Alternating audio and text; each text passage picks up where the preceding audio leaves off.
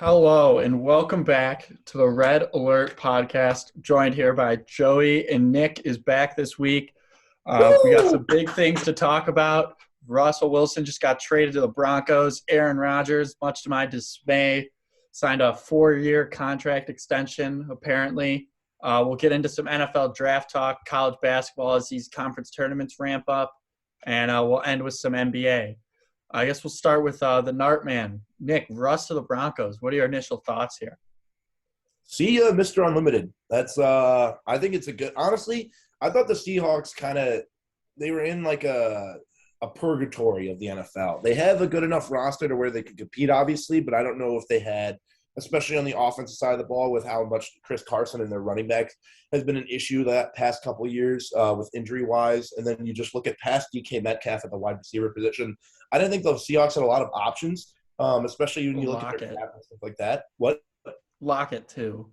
Well, yeah. But what I think, though, is that Russell Wilson is also like Russell Wilson's a weird case, too, because a year and a half ago, the dude was in talks for MVP. And then ever since then, his play has sort of declined mightily, I would say. And I think that Pete Carroll had a little bit of an issue reigning in the locker room this year. I think Jamal Adams is a diva. So I think the Seahawks definitely had a lot of personality in their locker room this season, and that probably led to some strife. We knew Russ wanted to leave after this season probably. I thought, honestly, it would be more so the Steelers or somebody that would take more of a hard hack at him. But after seeing what the Seahawks also wanted for Russell, I'm surprised that more teams actually didn't really go for him. I know the football team the Commanders offered 3 first-rounders for him, but the Seahawks said they wouldn't trade him within the NFC, which I guess you can kind of respect. But if you're not really going to compete that much with Drew Lock as your quarterback anyway, I don't really see the point there. I think the interesting thing to see how this all unfolds is DK Metcalf and what's going to happen with him after the fact, because he's definitely going to be upset going from Russell Wilson to Drew Lock as his quarterback. Will the Seahawks be able to get him to bind to Drew Lock, or are they also going to ship off DK? I mean, he's a young piece. I know they're going the rebuild route probably with all the draft picks and releasing Bobby Wagner. So, I mean, we'll see what happens. I think it's a good move for the Broncos. They've always been a quarterback away from being a very competitive team. And I think now that they got their quarterback, you can legitimately look at their offense as a definitely game-changing offense and or a team that could definitely make a run, maybe even be like the Bengals of the next season. Joey, what were your initial thoughts on this? With the Broncos as well. A little raspy. No, yeah, I can't really clear my throat. It's just how I'm speaking today. We get a water or something. But Von Miller's coming back, or at least he's basically told everyone that he is about to come back, and he wants to pick what number he has. So, I mean, the defense gets another pass rusher that they already had, but they were already a great defense. So they're going to be scary good. The AFC West is so stacked. The thing is, Derek Carr is the worst quarterback in that division, and I think Derek Carr is a pretty damn good quarterback. Like, that's hilarious. I think he's a top, like, roughly top 10 quarterback, and he's the worst quarterback in that division. So it's pretty funny. That's fair. Rodgers are also plus 425 to win that division, too, which I think is sneaky great odds. Who? The Chargers. I don't think they win that division. They can sure up their run. After that trade, you'd immediately put the Broncos above the Chargers in that division. No, I think the Chiefs win the division no matter what. Anyway, that wasn't my point. The Broncos currently, right now, have better odds to win the division than the Chargers as soon as they got Russell Wilson. Yeah, that makes sense. You'd still put Russell – I'd take the Chargers and Justin Herbert this year or upcoming year over the Broncos as of right now. I'd rather be the Chargers. Yeah, I mean, the Broncos' line needs work. So if they can bolster that down, they'll be scary again. But the downfall of the Seattle Seahawks, not being talked about enough, is trading for a horrible safety. And trading 2 first-round picks for a horrible safety. Linebacker. So basically you got 2 picks. You got the return of what you paid for a safety and paid the safety $20 million per year. I mean, it's hilarious. Linebacker. What'd you say? Linebacker. Yeah, exactly. Called them a safety multiple times. Safeties pass, defend, and get interceptions. Well, yes. He is a safety because that's what you look at Madden, he's a safety. Him and Vince Wilfork are the safeties then, I guess. Same amount of interceptions. He's Blitz's boy. He's trash. He's a diva. He's just going to get really depressed in Seattle, I think. Yeah, so, his whole thing about when he was with the Jets and they lost, he sat in his apartment and he just turned off all the lights and just sat there for hours. Well, buddy, Seattle's cold and rainy. The seasonal depression's going to kick in high. I think it's a good trade for both sides, though. I mean, the Broncos got what they could. Broncos got a superstar, and the Seahawks got what they could get. So. Before Reed goes in on this, I just want to say, if Drew Lock somehow balls out Seattle, I will be his biggest fan in the world. I will immediately be Drew Lock #1 fan. Yeah, I mean, I guess, so my thoughts on it, Joey kind of touched on it, but the Seahawks traded the same amount of first-round – or they got the same amount of first-round picks for Russ as they gave up for a safety that shouldn't even really be a safety. Had zero impact on their offense. They became a worse passing defense after the fact. Defense. And that's probably not all on him. Their secondary is pretty bad, but to spend 2 first-round picks to shore up your secondary and then have it get worse when you could probably just use those first-round picks on quality corners instead. But yeah, so the trade, the Broncos, wow. I think they're going to be good for as long as Russ is there. That defense right now is still very good. Von Miller's in talks are coming back. They still have Chubb. They had to get rid of Shelby Harris, who's actually a very good defensive tackle, but you can find defensive tackles. That's a second-round pick. Yeah, you don't find Russell Wilson everywhere. I like the Broncos coming into this past year, but I guess I just didn't put enough value on Teddy Bridgewater being painfully painfully game management. Yeah. But the Broncos had outside of their quarterback, good weapons, I thought. I mean, Sutton's good. Tim Patrick's a good receiver. If Judy stays healthy, I still think there's something there. Their O-line, it's not bad. They had 2 guys run for 900 yards. I love Javonte Williams. I think he's a dog. Melvin Gordon's no slouch.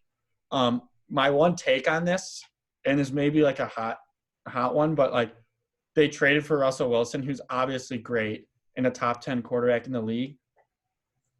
You could argue that they still have the 3rd best quarterback in that division right now. Yeah. If you like Herbert and Mahomes. I would say they have the 3rd best quarterback in the league. And I still think they're still going to be very good because I think their defense is sick, and it's probably better than the Chargers and Chiefs right now, or it definitely is. But I like what you were saying, Nick, with the Chargers. I think there is value in that because if they shore up their run defense, they're going to be scary next year. Their offense is already great. They have cap room. They have their picks. They just re-signed Mike Williams, which it might be a slight overpay, but I do somewhat like it because they're in a win now mode and you know what you're going to get out of Mike Williams. He had 1,000+ yards and 9 touchdowns last year. Same red zone target. Yeah. And so you know what you're going to get out of him, and you necessarily don't want to in your win now mode, let go of him and try to use a 1st-round pick on him. But yeah, I think it's a great move for the Broncos. Their Super Bowl odds shot up a bunch to up with the favorites, and I don't think that's a coincidence. I think Russ last year, his play did decline somewhat, but I think he did have a torn ligament in his hand, and so you do have to somewhat consider that because he did get back probably faster than they anticipated. I think they're going to be good. That division's going to be a battle. I mean, the Raiders fans have to be down so bad. They got to play Mahomes, Herbert, and Wilson 6 times next year. And that's not even including other games on their schedule where they may have to play other top quarterbacks. Well, also one thing I don't want to go unnoticed in this trade is that Noah Fant's also headed to Seattle. And I think he is actually – poor guy. Yeah, honestly, someone tweeted I feel bad for Noah Fant. He went from having Drew Lock as his quarterback to Drew Lock as his quarterback.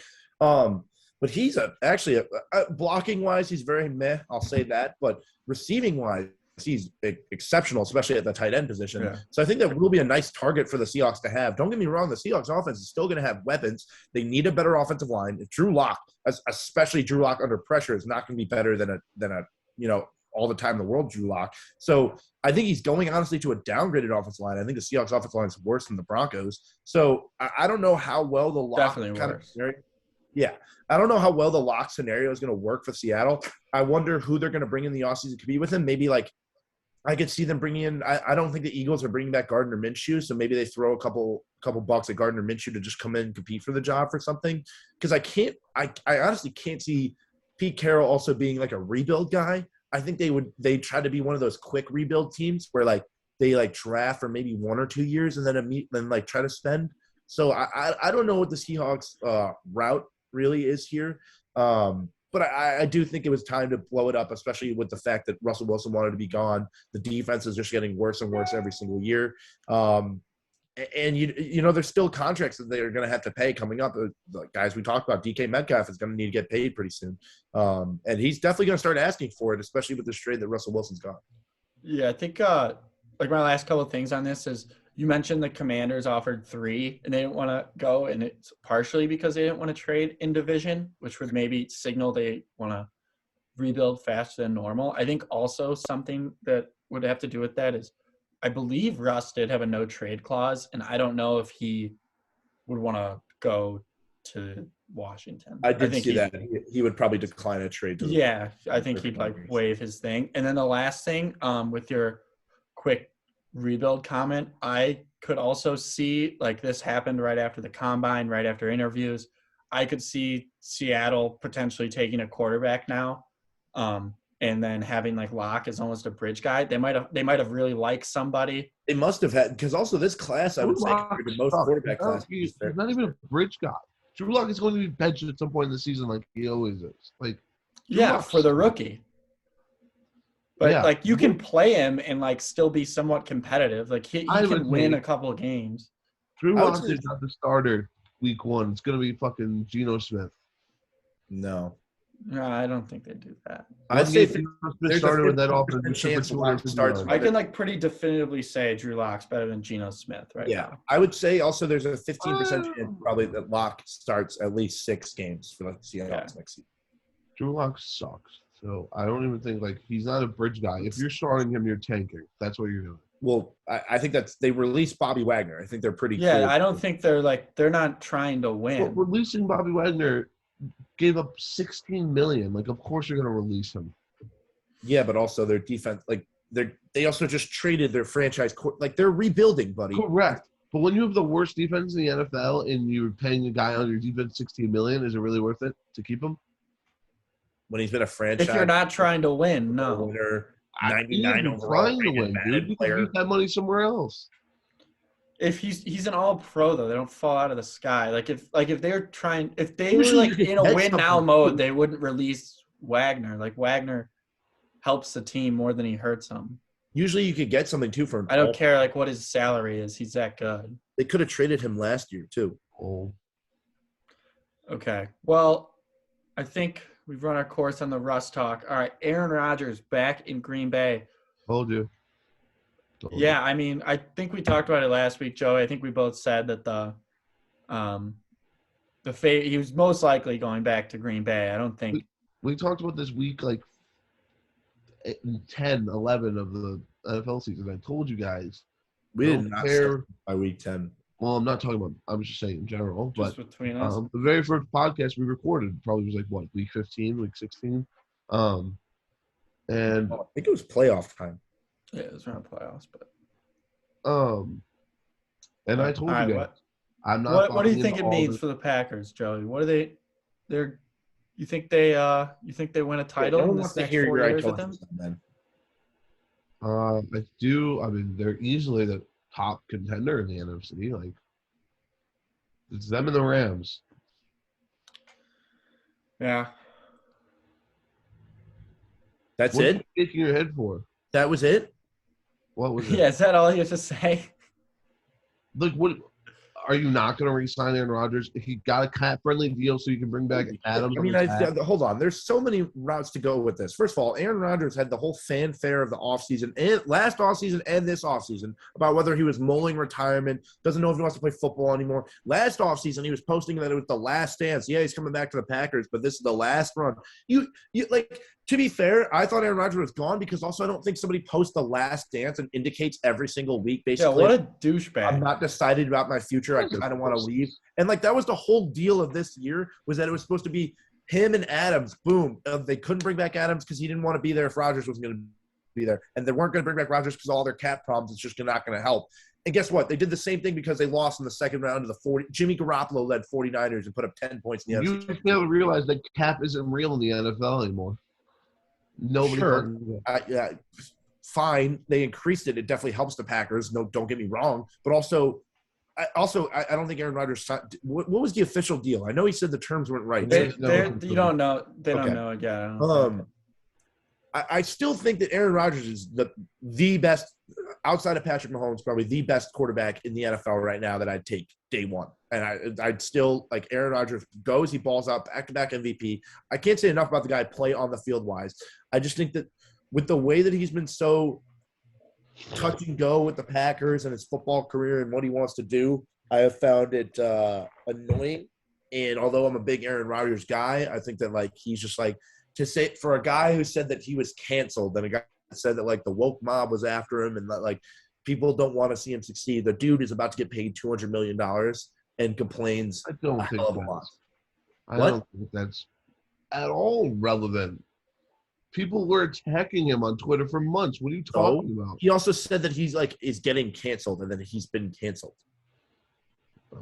I don't see the issue with that or the correlation with him getting. He didn't get canceled. He's getting paid millions of dollars to do his job. The entire point is that he's a. Did you think the NFL would just not pay him? Do you think no team was like, no? Nick's point is that he was just being kind of a drama queen. Basically. Yeah, he's an attention whore. He likes drama. He likes. Playing people along.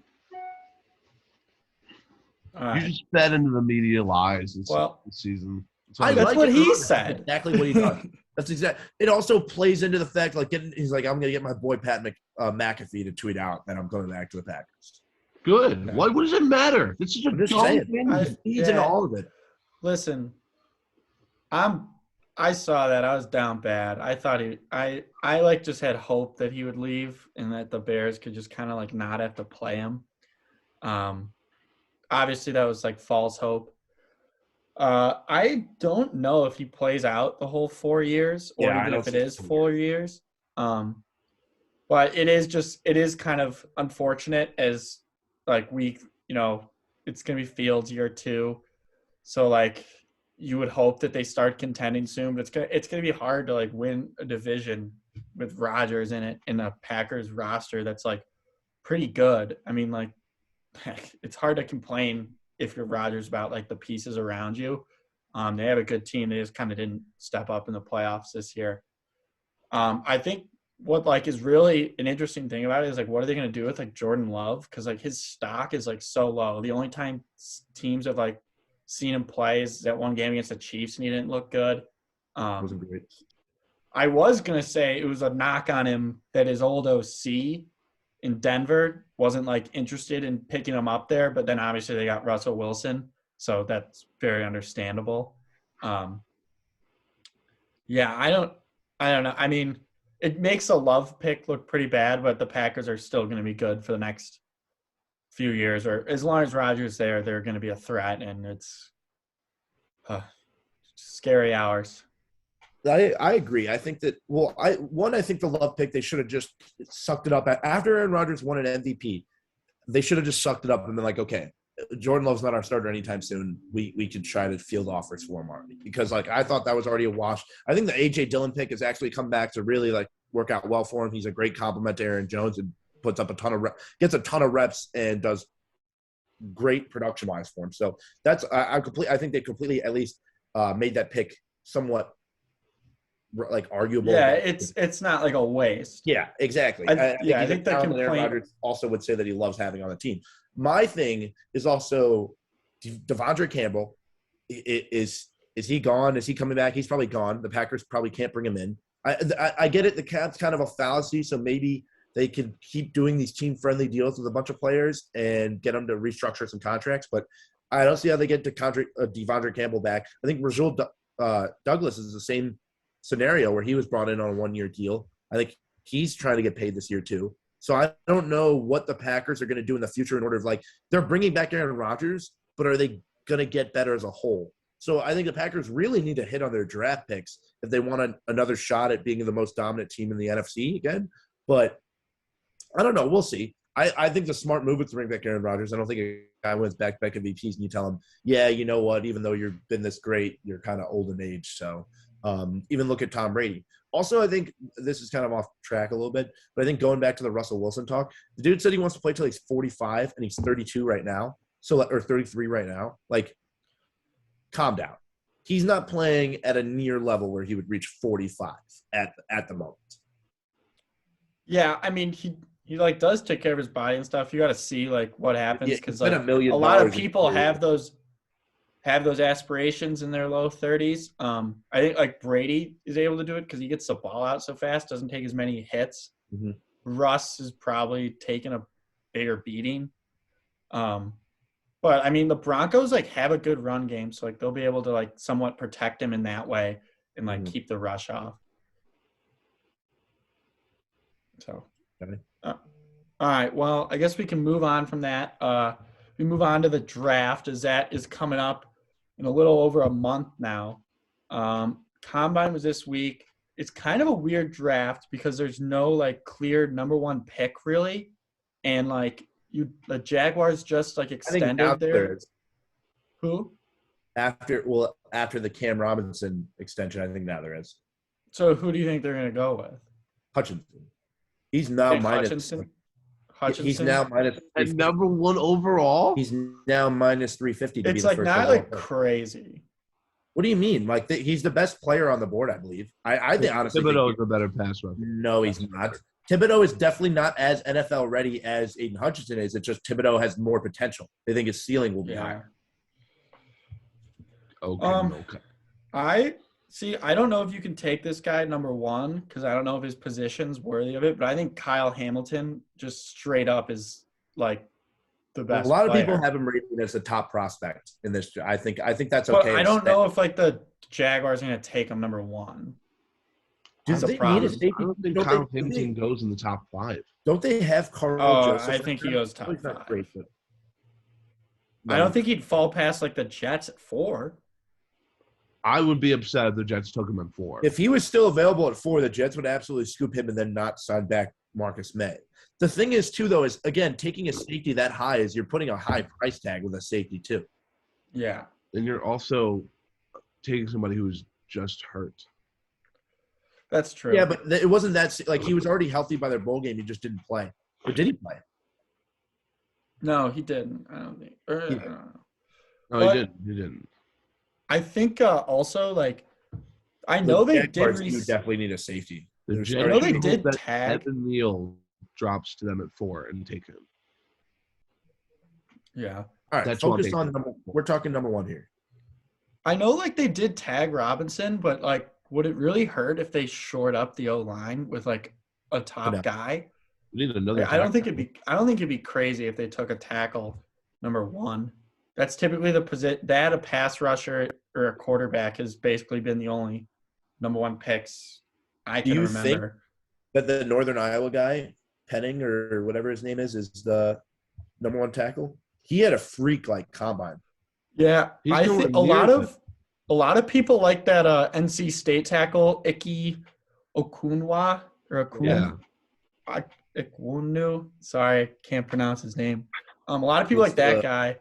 So him or Neal, I wouldn't be shocked. I mean, it's hard to project because it's what the Jaguars GM basically wants, and we don't.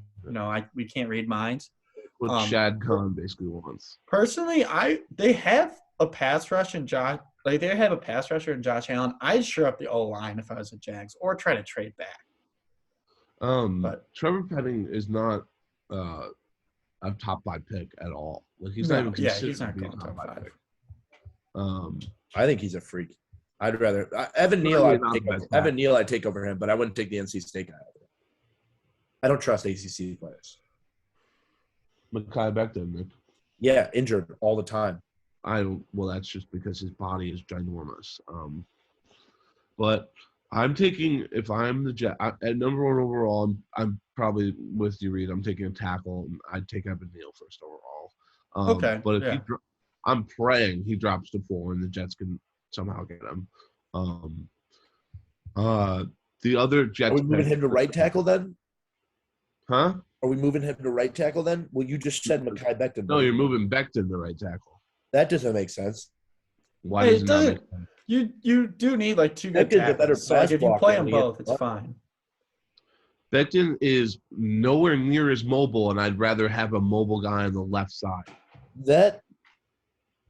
What are you about to say, bro? You have no idea what you're talking about. If you move into right tackle, like you run right pretty often. That's be like you want the gigantic body to be the run blocker. And you don't want him to be the guy pulling. Yeah.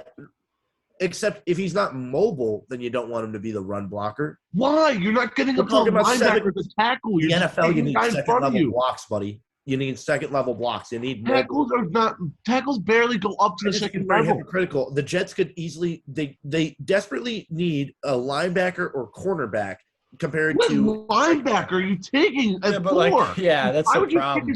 Don't they have 2? No, they have a pick at 10. They can take a linebacker with 4 and 10. But also, I would take corner at 4 and go Derek Stingley or the Cincinnati. At 4?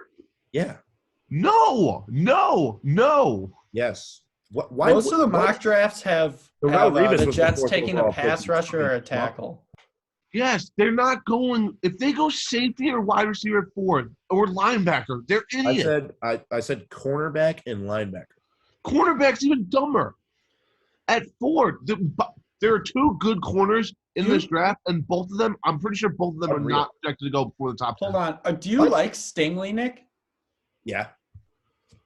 I like as a freshman, he was a stud. I just think it's concerning that he was hurt a bunch. Who would you go with over him? At corner? Yeah. Well, I'm not saying I think he's probably the best corner. I'd take the guy out of Cincinnati maybe Gardner. Too. I think he's sick. Maybe Gardner. I don't think you'd want to take either of them at 4 though. No. I'd much rather it be 10. Like, don't get me wrong. But I wouldn't be fine. And then I don't think there's a linebacker you can really justify. I also think we should trade back the 4th pick, though. I think there's a lot of that's not a bad idea either. Similar talent where we should trade the 4, keep the 10, and then either try to get a late first and another second or something, or like. My perfect draft day is drafting Evan Neal at 4 because hopefully he slides down, or Thibodeau if he's there, and you're trading the 10th pick for DK Metcalf. So if the NC State guy is still there at 4. I'd prefer not to have him. I'd rather take Thibodeau because then he's probably available. Neal or Thibodeau is going to be available at 4. I don't know if that's true. I don't know if that's necessarily true. Yeah, because I think Neal could easily go to the Jags, and I think Thibodeau has been somewhat like Lovie Smith might like Thibodeau at 3. Pick? The Texans, and they need a pass rusher. So they like Thibodeau. They could easily take him. The Texans need everything, so. Yeah. I've seen a lot of Hutchinson, Thibodeau 1 and 2 right now too. It could easily go Neal to the Jags, then Hutchinson 2 to the Lions, hometown kid, Thibodeau Texans 3 at Thibodeau. And then you might have to take the NC State guy. I'm trading back that happens. I do think if you're the Jaguars, I would probably lean tackle also because you have Josh Allen and already decent enough established pass rushers where you could just plug another guy on the other side for now and be okay, rather than letting Trevor Lawrence run for his life. If the Jets have not made the call with their 10th pick to at least see if they can get that for DK Metcalf, you just have to. You have to. All right. We'll move on. Draft. If you guys were like a team like the Panthers at 6, Commanders at 11, maybe even the Steelers at 17, what do you guys think of this quarterback class? Because everywhere I hear it is mixed. I know you guys probably don't I don't love any of them, but if you had to give me like a top 3, who would you say? We'll start with Joey. I'd go with Malik Willis at 1, probably. Okay. Billy Pickett's got really small hands, but he's top 3. Yeah. I don't even know if I know a third quarter. Matt Corral, I guess. There's Corral and Ritter. Oh, I like Desmond Ritter. I just don't think he's like rated as high as Pickett is currently. I would probably go Corral before I'd go Ritter, but I think Ritter, if anyone had to be like a wild card best out of that class, I wouldn't be surprised if it's Desmond Ritter. But I would choose Willis first because he's just like more athletic than the rest of them. He's got a better arm and he doesn't have small hands. So I would go. I do agree. I hate this quarterback class. I don't think so tough. I mean, there's like borderline not a right answer. If you put anyone at 1, there's a good chance. And I don't like putting. I don't like putting Willis at 1 at all, just because the dude. Like, I get it. The last person who didn't have a great completion percentage in college and like fucking was so talented was Josh Allen. So like, understandable, and like he's a big playmaker. But I don't know. I think I'd go Kenny Pickett and Willis probably as 1 or 2. I don't really care either because I also am not huge on Kenny Pickett. And then 3, I'm actually going Sam Howell. I think he's probably the 3rd best quarterback. I think he, maybe outside of Willis, has the most upside. I think he's shown in college that he's super talented, can manage an offense. He had a turnover issue a little bit this year, and like didn't play as well as you want him to. But Sam Howell, I also thought had the opportunity to go back to Carolina for an extra year and just murder every single school record there, which he could have. He already, I think, has most of them now, but could have just absolutely blew them out of the water. But I think he's a good passer. He's solid in the pocket, and has got good mobility. I think he got injured though too, so he's gonna have to come back from that. So we'll see what Sam Howell does in the future. But I also don't really like this quarterback classes right now. I don't like Desmond Ritter. I think he's got decent size, or great size actually, probably for an NFL quarterback. But I just don't think like the talent or like football IQ is there. I don't think he reads defense as well. And like you watch that Notre Dame game, he does not beat Notre Dame. Notre Dame beats themselves. Like their defense played completely fine against Desmond Ritter. Joe, you got something to say before I go? Yeah, real quick.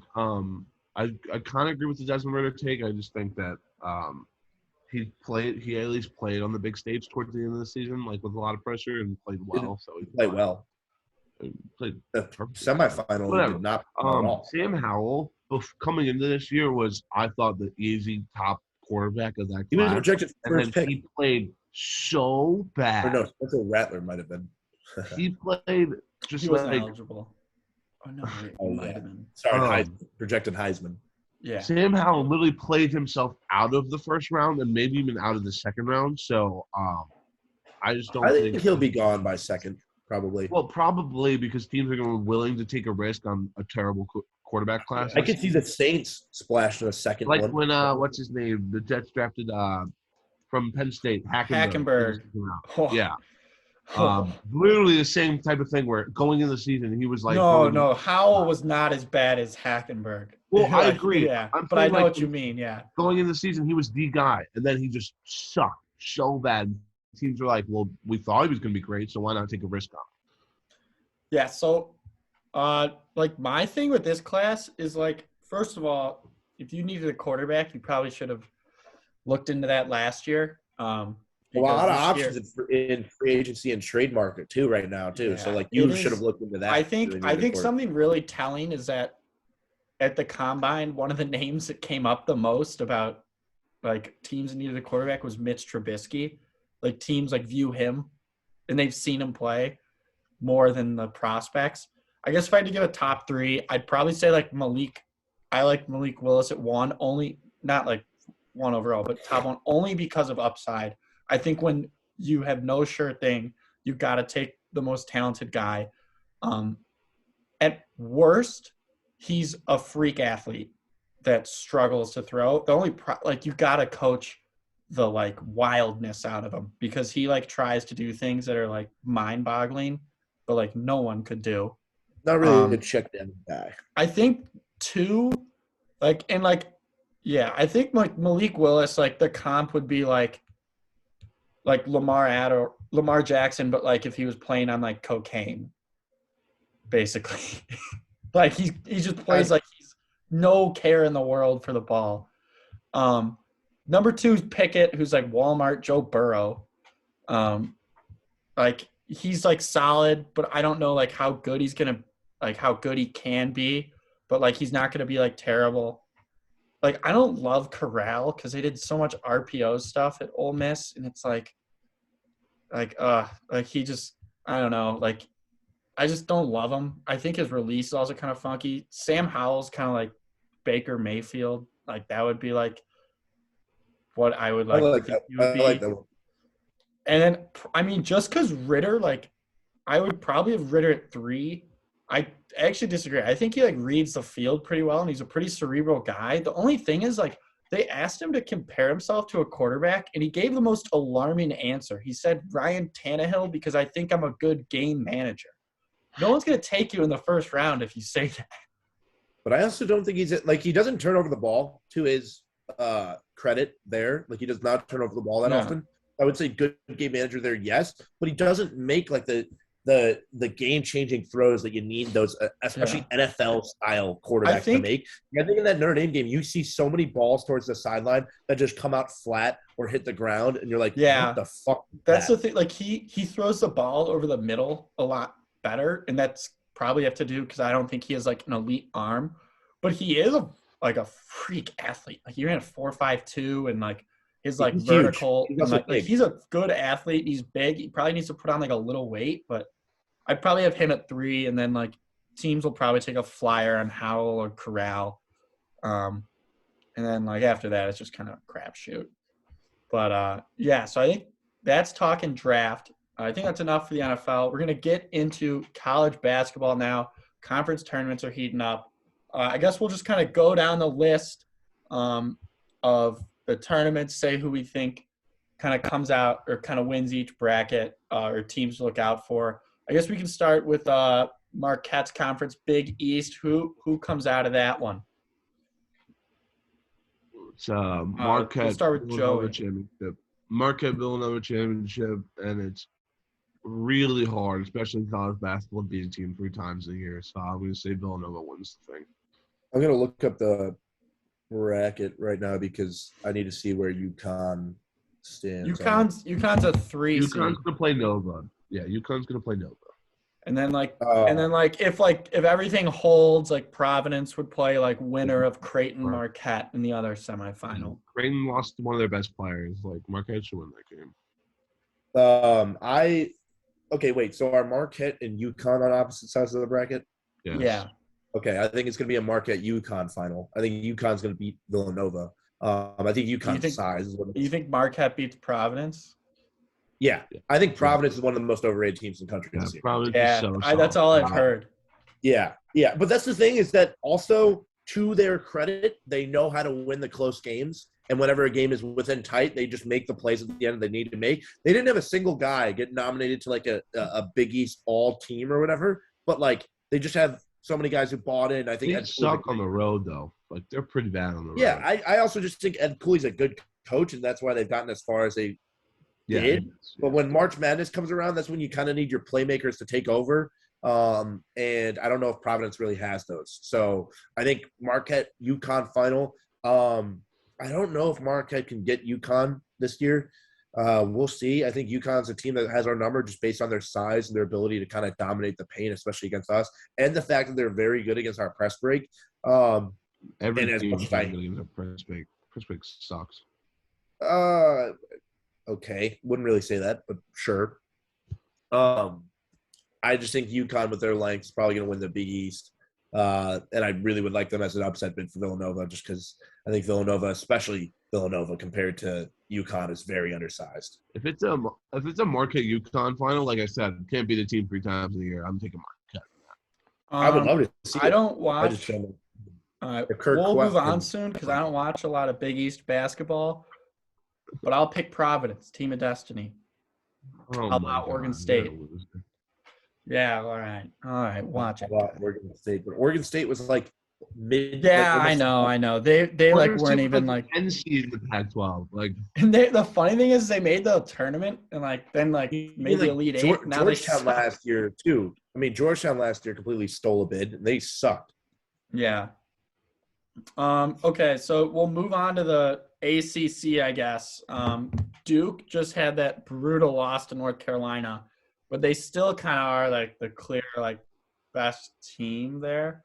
So I guess ACC might be quick. Are you guys both taking Duke to win it? Yeah, but my little bias here is also going to say, as much as they've been I've looked up this metric. Actually, they are statistically one of the teams that go on the most runs, but also give up the most runs. The Syracuse Orange are a threatening team, especially with Buddy Boeheim. The kid literally is a walking fucking 30 points if he's hitting his threes, which is insane. But if they actually could hit their shots and play the zone defense well, get some production out of Joe Girard, their point guard, they could actually – I could see them taking down Duke. But I don't know. Duke is by far and away head and shoulders above everybody. I think that Coach K retirement getting ruined by UNC was awesome, and he is so annoying that I would love if Duke did not win it. So I'm going to pick – not to be, because I just don't want to pick Duke. I don't like Duke. I think it would be hilarious if Coach K goes out horribly. I'm going to pick Miami over Notre Dame. All right. Yeah, I said it. Yeah. Sure. I'm not even going to. Miami's already beaten Duke this season. Already beaten Duke at home. Already beaten Duke on the road. That just sounds wrong. Teams that I could literally just see getting bounced the first time they play. That just sounds wrong.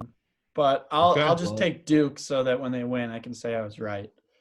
All right, I guess we can move on to the Big Ten here, Joey. Oh yeah. I'm taking Purdue. Yeah. 100%. Where they'll probably, if Wisconsin's on the other side, maybe Wisconsin. Hold on, let me see what's Purdue and Wisconsin. I think are on the same side. They're on the same side, yeah. So I'm taking Purdue over Illinois, and yeah. Nick? Don't need much explanation. The Big Ten tournament's always weird, I feel like. And I don't think Wisconsin's going to win it. I don't think Purdue's going to win it. I would go Illinois, or I would actually go Ohio State. I think E.J. Liddell is an insane point guard this year. He's not Ohio a point guard. State's shown the ability. Yeah, he's the center. He's like a forward. E.J. Liddell is like 6'10". Brings up the ball a ton for them. Bro, E.J. Liddell's not a point guard. E.J. Liddell's not their point guard at all. Idiot. Brings up the ball a ton for them. No, he Position doesn't. forward. Yes, he does. You're just saying this. All right, whatever. He's a forward. Don't tell me he's their point guard. Positionless basketball. Fuck you. Dude, you speak just to speak, I feel like. Dude, he brings up the ball a ton. A ton. All right. Anyway, Ohio State, Illinois. Illinois most likely because I think that now that they got Curbelo back to full strength, Kofi Cockburn, I also think Wisconsin is just like playing way above their actual like capability, and I hope Brad Davison chokes. So, yeah, I think the Big Ten tournament's kind of interesting because, well, first of all, Wisconsin's a lot like Providence. They've played a disgusting amount of close games and have won and have pulled a lot of them out, i.e. their last game against Purdue where they, celebrated after and then ended up getting the 2 seed. But I think it's interesting because if Purdue plays Illinois in the final, like Purdue is an awful matchup for Illinois because Edey and Coburn kind of cancel out. Like I think Illinois would beat everyone in the Big Ten, and I know it's hard to beat a team 3 times. They struggle against Purdue, but I'll pick Illinois. I like Plummer. Brad Underwood says he's the best shooter he's ever coached. I kind of believe him. Plummer's good. Like Curbelo's back. He's kind of erratic, but like he's flashy and he's electric to watch. And Coburn's just been dominant all year. So I'll take Illinois to win.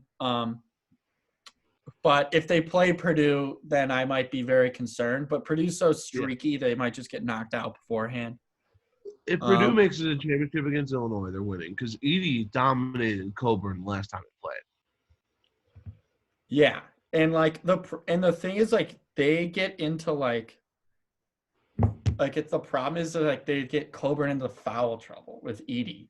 And Illinois doesn't have a great backup big man, but Purdue's backup big man is still good. Williams, who's 6'9" or 6'10". So I don't know. Caleb Williams is pretty good. Yeah. All right, we can move on to the SEC now. Top contending teams are Auburn, Kentucky, Tennessee, Arkansas. Nick, who do you have coming out of there? I would say Kentucky's very good on the road, but because I like Walker Kessler and what's his name? The Auburn guy is going to go one. Jabari Smith? Yeah, he's insane. I think Auburn just has way too much talent, so I'll go Auburn to win just because I think Bruce Pearl's a great coach. But Coach Cal, wouldn't be surprised if Kentucky pulled it out.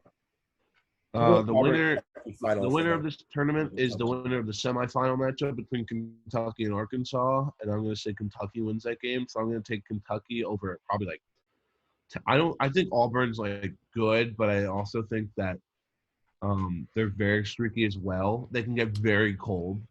So I'm going to take Kentucky over Tennessee. But I think the winner of Kentucky-Arkansas, that semifinal game, is going to be the winner of the championship. So. Yeah, I mean, I've been taking a lot of square picks, so I'll go with Tennessee. Not a lot of reason behind it. I'll go with Tennessee. Okay. Yeah, I watched them beat Auburn earlier this year. Granted, it was at home. I don't think they're great, but I'll go with Tennessee. Yeah, I think Tennessee's pretty bad. They have no offense. Just no I offense. have watched them play once, and they looked great. So that's about it. All right, what conference are we missing here? I guess Pac-12 we can go through quickly. I don't think I've watched a single Pac-12 basketball game this year. I've watched 3 maybe, but we'll still do predictions. I watched USC and UCLA a ton, and don't worry, guys. We don't need to do the WCC when it's St. Mary's and Gonzaga every year because that just happened. Gonzaga won last night. Yeah, it's ridiculous. But for the Big 12, I'm going to take a championship, Kansas and Baylor, and go Baylor because I hate Bill Self and Adi Douglas. So you're going with – I'll go Baylor. I'll go Baylor too. I think Kansas is a bunch of frauds. Texas Tech sneaky though. I think Texas Tech or Baylor will win. I don't think this is Kansas' year. You know what? You know what? No, I'm not taking my Longhorns. Give me Kansas. Rock chalk. Square, you took Baylor. They're ranked higher. But they're the 2 seed. Oh, on a tiebreaker. They just beat Kansas. Can we get through all the conferences? No, I'm looking up the tournament bracket for the Pac-12. We didn't do Pac-12. Give me Oregon State. We did 8-10, Atlantic 10. Genius, Reed. I'm gonna take. God, we didn't do the Ivy League. Do they play a tournament anymore? They do now. Yeah. We're not doing the Ivy League. Why are we not doing the Ivy League, Reed? That's one of the best conference tourneys. I'm taking Arizona over USC. Yeah, it's electric. USC. All right, give me Johnny Juzang and the Bruins. Yeah, I'll go UCLA as well. I think UCLA is a bunch of frauds. Do you want to do Atlanta 10? Yeah. Dayton. That actually isn't a bad pick. I'm going with the Bonnies. I'm going with the Richmond Spiders. It's a hot take. Right. They lost 2 in a row. You never want to be losing. Ivy League, I guess. Give me the Penn Quakers and Griff Ryan. Gross. Ew. Who are you going to take? Princeton. Harvard? I was going to take Princeton. I'm going to take – why won't the standings pull up for the Ivy League? I know. I can't even find it. I have it. It's they only do a 4-team tournament. So it's Princeton, Yale, Penn, and Cornell. You can Yale's my pick. Yale's in there. Ew. You want to do the American Athletic. Dude, I don't know. I can't even name teams in that American conference. Athletic is going to obviously be Cincinnati. Whenever COVID happened for the conference tourneys and the Ivy League just called it and gave it to Yale, I just tweeted at Yale threatening them because I wanted. Who's the really good team always every year? Is it Houston out of the American Athletic? I'm going with that. It's Houston or Cincinnati. UConn used to be in there. Eastern Carolina's in there. Who else is in there? Memphis. Yeah, give me Memphis. They just beat give me Memphis out of They're so inconsistent. Like the definition of they lose to so many shitty teams. They're getting hot. They just beat Houston. Hold on. What conference are we talking about? American? Yeah, American Athletic. All right. I gotta pull up. I know who I want to do, but I gotta pull up. All right, how about instead of that we just do 3 teams to win the NCAA tournament, pick them. Oh, you know who I'm can we go through the conferences, please, and shut up? I mean, Houston's gonna win it, but sleeper, Khalif Battle, Temple. Shut the fuck up. I don't even know who some of these. Yeah, exactly. Battle's little brother. All right. Last conference, I guess we'll do America East. I don't even. Give me the Vermont Catamounts. You're telling me we're not gonna do They're actually pretty good. They're actually pretty good. I know they are. They lost one conference game all year.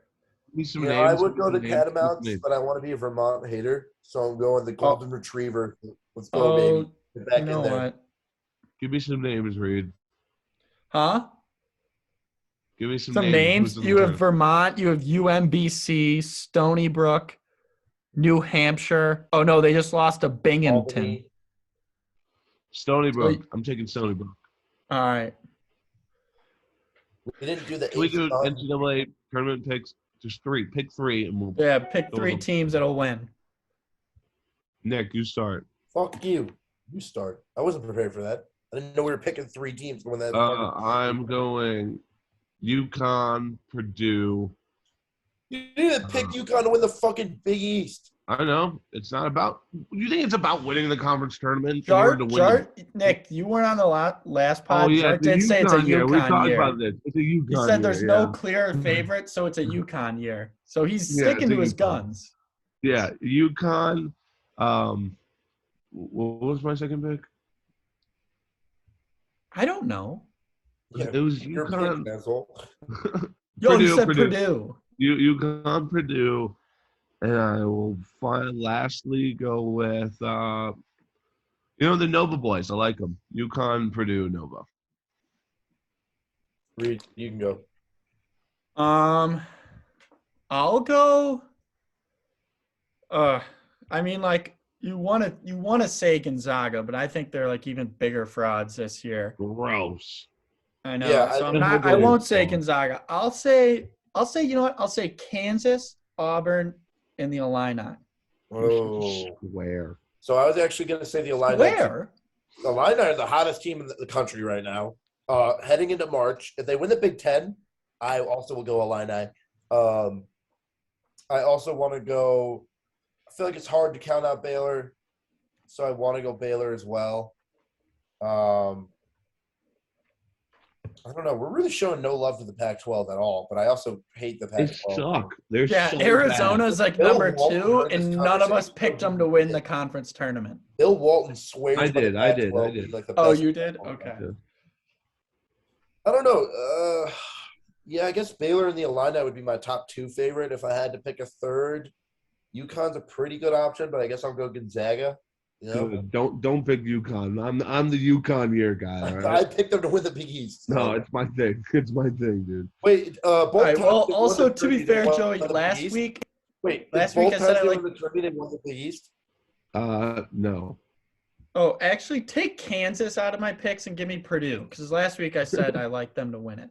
Yeah, thank you, Purdue. Which you stole. No, I mean. I can't get behind the 7'4" oaf. How can you not? Why? What do you mean you can't get behind? I watched him play too much bad basketball when he was a freshman and sophomore. Then now that he's good, I still don't believe it. And he actually can finish dunks and rebound the basketball really fucking well. So I'm calling fraud alert. However, the only thing on that is that I think Caleb Williams is a more than good enough backup to where when he comes on the floor, it's not a big drop off in production at all. I don't know. I like them. They got Ivey's shooters. Purdue's They got pretty good Ivy who can get you a bucket, and they have Ivy's depth up front. Wow, Ivy's clearly a lotto pick. The only downside is their coach was like a mega racist. Wow. What? You ever seen the picture of that guy? You know what? No. Yeah, I've seen Matt Painter. I've never. That's not what comes. He to yeah, looked mind. like he's related to Rush Limbaugh. All right. Matt Painter doesn't have white fucking hair. Yes, he does. No, yeah, he kind of does now. Well, it's like grayish, or it's like grayish Yeah, black. all right. I'm going to go back This is on the stupid things that you conversation. just speak. All right. I Great guess episode. we can close with Nick. What are your thoughts on the NBA? Joey and I kind of gave our thoughts last time, so we don't have to rehash it. Who's your title favorite right now? You want to hear something funny? Oh no, he's gonna do I'm it. still pretty gonna be funny. confident the Lakers can win the title this year. Yeah. I'm leaving. I'm leaving the I call hate today. you. I'm just I leaving. hate you. I'm leaving. I'm Uh, I done. hate you. I think if they do play in, they probably could win. You know, I'm just disgusted. I don't care that they have LeBron, and even if AD's healthy, the rest of that team's so bad. 56-piece chicken nugget, Reed. Like it was He's nothing. gonna do that. He's not gonna do that every game. He can't. No one can. I'm hoping for a coronavirus outbreak and it goes back to the bubble. Oh my god. No.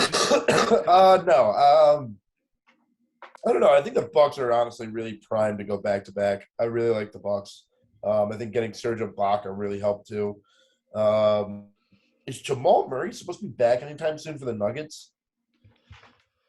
I think so. If he's back, they're going to be dangerous. I mean, he's got to be good. Yeah. He's got to play well, though. Michael Porter Jr. apparently is getting reevaluated. You know what's weird is actually Chunksters. Zion, he's not back yet, but the Pelicans have been pretty decent ever since the CJ McCollum trade. Yeah. I mean, like, the Suns are also disgusting. Yeah. Oh, yeah. No, I forgot about that. Well, just because D-Book and Chris Paul are injured right now, aren't they? Yeah, and they're still, like, winning games. Yeah. They were, like, playing with the Bucks for, like, 3.5 quarters without them. Yeah, but Giannis also had a bad game. That was the Chris Middleton game. He kind of went off. Okay. Oh, yeah, like, the Pelicans are in the play-in right now. Oh, my God. Yeah. Yeah. The They're not, like, far off the Lakers. Yeah, and they might get their boy Chunksters back. So Chunkster's good for a good 25 piece to fill himself up every night. Good 25-12. I love that. I don't think Chunkster is an insult, by the way. People might be like, "Oh, you're fat shaming Zion." I think he's great. He's a fat king. He's fat, but like, dude drops 25 and can dunk the fuck out of the ball when he plays NBA games. I don't know how you can hate that. Like, I'm not a Zion hater. I think the fact that he does Mountain Dew commercials and all this shit while he's injured is hilarious. He's an amazing guy.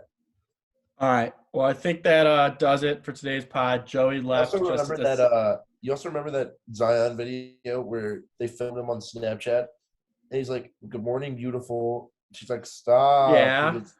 And she's like, "Why do you have to do that?" And he's like, "Why are you so beautiful?" Like, that is top level content. We've never had a first draft. Yeah. The last first draft pick social media scandal we had like that was Anthony Davis butt ass naked and his cheeks clapped in the Kentucky men's locker room. That was weird. Wait, what? The video of the Anthony Davis getting pinned down, I've butt ass naked. You've never seen that video? No. Something about Kentucky guys, because Jamal Murray also had one. Yeah, but that one wasn't. That's a little different. Have you seen your guy RJ? Have you seen the video where someone asked him they're like, "What's your body count?" Yeah, his body count, and He's it like was 37 or something. He already had 37 or some shit. I mean, imagine what sexual prospects throw themselves at you. Okay, yeah, I think this is where we call it. When you're deemed a future NBA player in high school, I think we call it here. This is. I think we call the pod here. We're just talking about, man. Joey really missed out on this. Is it a big surprise that women throw themselves at future NBA players? Not to me. Not to me, at least. All right. Well, I think that does it. Wednesday, by the way. I think that does it. Conference tournaments start up today. Nick, your Q's play at 5, so we'll see if that prediction holds tight. Who do they play? I believe Florida State. Oh no, Yikes. they play in 30 minutes. They play at noon. They play Florida State? Yeah, they're underdogs. Probably actually the worst first round matchup for them they could have gotten. So that's not great. Yeah. All right. We'll see. I'll see you next time. See you, big man.